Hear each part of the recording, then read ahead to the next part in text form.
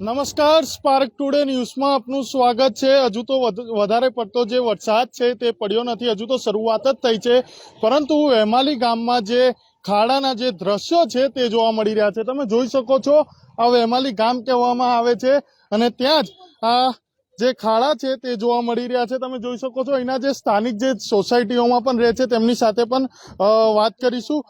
क्या कहना चाहेंगे, आप भी इधर रहते हैं और एक खड्डे के लिए क्या कहेंगे? थोड़ा सा दूर करिए। हाँ, ये बीजेपी का विकास है। इनको दिखाइए, थोड़ा जूम करके दिखा दीजिए। हाँ, वो थोड़ा गांव के अंदर भी दिखा दीजिए। महीने में 4 बार गिट्टी डाल चुके हैं लोग, और मुश्किल से 2 इंच बारिश हुई है यहाँ पे। 3-4 इंच हुई। 3-4 इंच में पूरा रोड बह गया है। अभी सिर्फ गिट्टी डाल रहे हैं, गिट्टी मिट्टी के साथ। तो कितना दिन टिकेगा वो देख लीजिए। क्या कहना चाहेंगे कि जो कहना मतलब ये बीजेपी का विकास है, ये दिख रहा है हमको, यही दिख रहा है।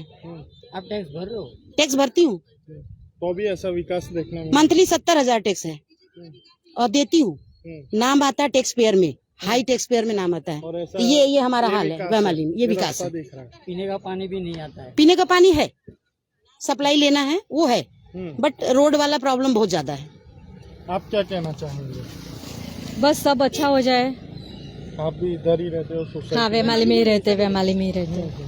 कैसा मतलब एक खड्डे के लिए क्या कहना चाहेंगे? ये खड्डा बहुत, अभी सब जगह खड्डा खड्डा है, सब जगह। हाँ, सब बारिश में फिर आना जाना बहुत दिक्कत हो जाती है छोटे बच्चों को लेके। हाँ, बच्चों को लेके। आप क्या कहना चाहेंगे? बस यही कहना चाहती हूँ कि ये रोड अच्छा होना चाहिए। ये पानी की समस्या भी है, भर जाता है पानी हर साल, तो वो भी उसका भी निकाल करना चाहिए। और जो छोटे छोटे बच्चे लेके जाते हैं इसमें तो गिर जाते हैं, और रात को वहाँ यहाँ गाय की भी समस्या है। रात को यहाँ गाय लोगों को छोड़ देते हैं, प्राणी को, तो फिर किसी के पीछे पड़ती है। आप क्या मतलब आप मांग क्या करोगे कॉर्पोरेशन से? काम बस रास्ते अच्छे बनाए, टैक्स तो लेने में आते हैं, टैक्स तो हम भरते हैं। અહીંયા જે સોસાયટીના લોકો છે અને તેમનું એક જ કહેવું છે કે આ જે રસ્તો છે તે બરાબર કરવામાં આવે। તમે જોઈ શકો છો, વેમાલી ગામમાં જે આ માર્ગો આવેલા છે ત્યાં જ તમે જોઈ શકો છો જે ખાડા છે તે પડી ગયા છે। હજુ તો વરસાદ પડ્યો નથી, પરંતુ અહીંના લોકો પણ કહે છે કે આ ભાજપનો વિકાસ છે। તમે જોઈ શકો છો જે રીતે ખાડા ભૂવા પડ્યા છે, મોટા પ્રમાણમાં આ આવતો જતો જે માર્ગ છે ત્યાં જ આ રસ્તો છે તમે જોઈ શકો છો, અને રસ્તા પર જ આ જે ખાડા છે તે મોટા મોટા પડેલા છે। આપણી સાથે સામાજિક કાર્યકર કમલેશભાઈ પરમાર છે। કમલેશભાઈ, શું કહેશો? તમે તો આંદોલન કરીને થાકી ગયા, અહીંના જે લોકો છે સ્થાનિકો છે તે પણ એવું કહે છે કે હવે આ ભાજપનો વિકાસ છે, શું કહેશો? હા, ચોક્કસથી ભાજપનો આજે લગભગ 30 વર્ષથી શાસન હોય છતાં પણ જે કહેવાય છે કે ભાજપ ને લોકો અત્યારે ભાજપને એવું મજાક બનાવી દીધો છે કે ભારતીય જનતા પાર્ટીમાં ઓનલી નરેન્દ્ર દામોદરદાસ મોદીને જોઈને જ લોકો વોટ આપતા હોય છે।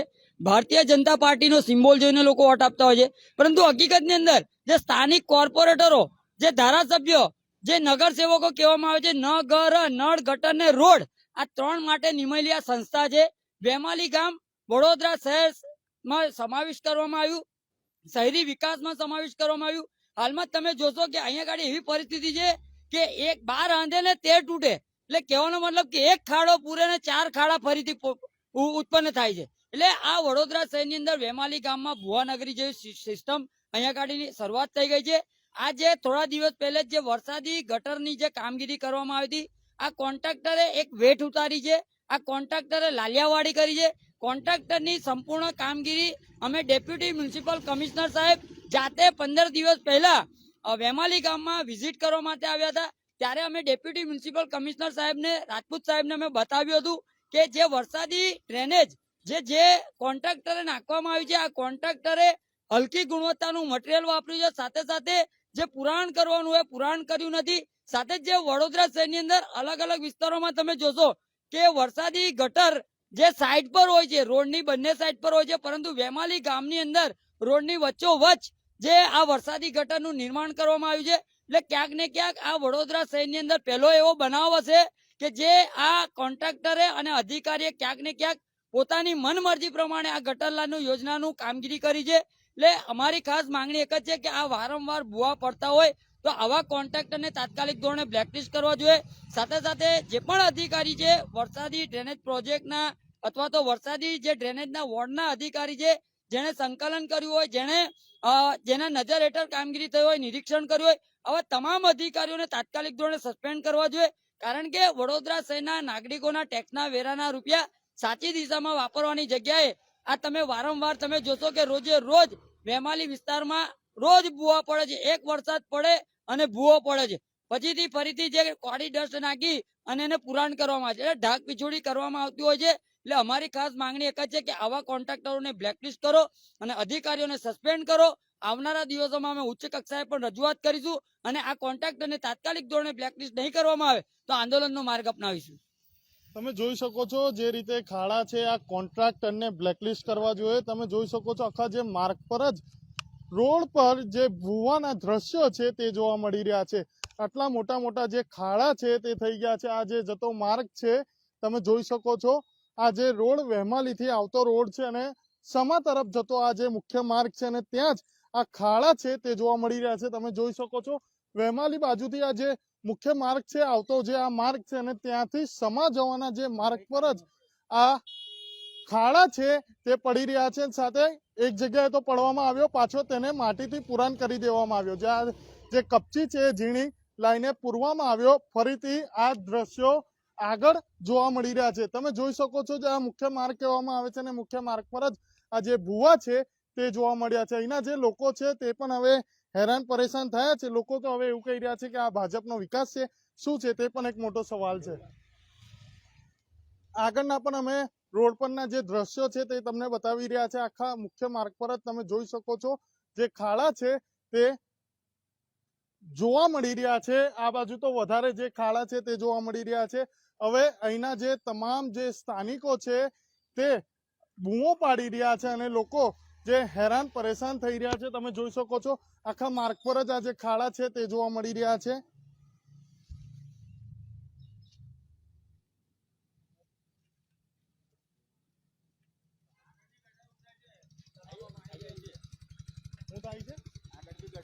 તલાવમાં પાણી જાય છે વેમાલી ગામમાં. કોઈ આવતું અહીં જોવા, હમણાં કામ ચાલુ જ છે. તમામ લોકોની એક જ માંગ છે, લોકો હેરાન પરેશાન છે. હવે કમલેશભાઈ, હવે શું આપ માંગ શું કરી રહ્યા છો? જે આ રસ્તો તો હવે ખરાબ પૂરા થઈ ગયા છે, શું કહેશો? અહીંના સ્થાનિક નગરસેવકો પંકજભાઈ તડવી સાથે સાથે બાપુ કહેવામાં આવે છે, આવા ઘણા બધા કોર્પોરેટરો છે. 4 કોર્પોરેટરો નિમાયેલા છે. લોકોએ ખોબે ખોબે વોટ આપ્યા છે. લોકો ટેક્સ વેરા ભરી રહ્યા છે. સારો વિસ્તાર છે, સુંદર વિસ્તાર છે. વડોદરા શહેરી વિકાસમાં સમાવેશ કરવામાં આવે છે. લોકો ખોબે ખોબે ટેક્સ આપી રહ્યા છે.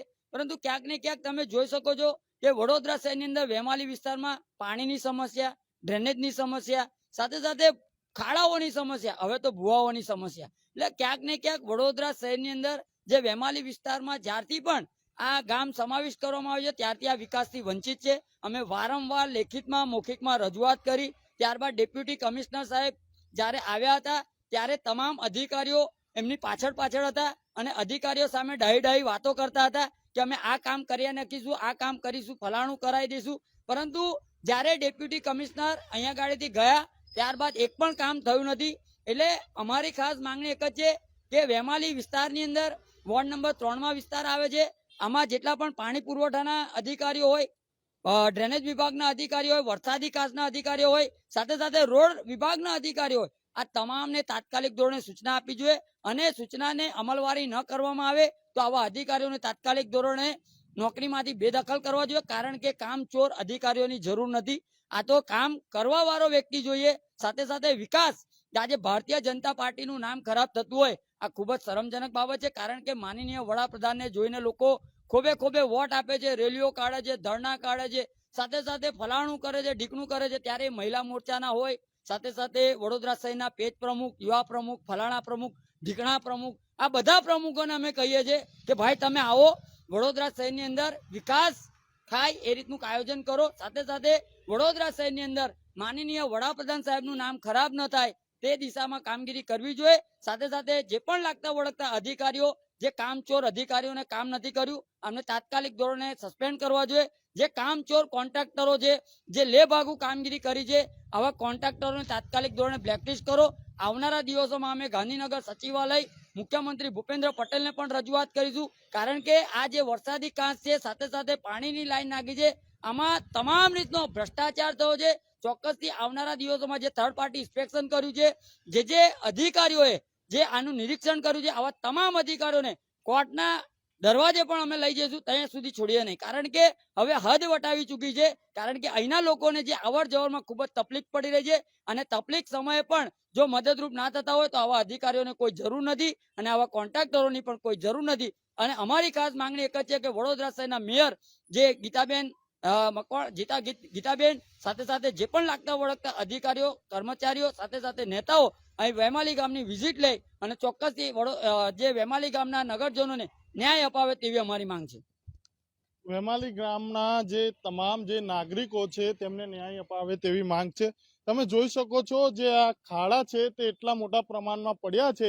તમામ અહીંના જે લોકો છે તે હવે હેરાન પરેશાન થઈ રહ્યા છે. કોન્ટ્રાક્ટરની જે બેદરકારી છે, તમામની જે બેદરકારી છે, હવે આગળ આ કામગીરી જો 2 દિવસમાં નહીં કરવામાં આવે તો કમલેશભાઈ દ્વારા આંદોલન પણ કરવામાં આવશે. જોવાનું રહ્યું કે હવે જે અધિકારી છે તે આ કામ કરશે કે નહીં, તે પણ એક સવાલ છે. હું Kamlesh Joshi, spark today news, Vadodara.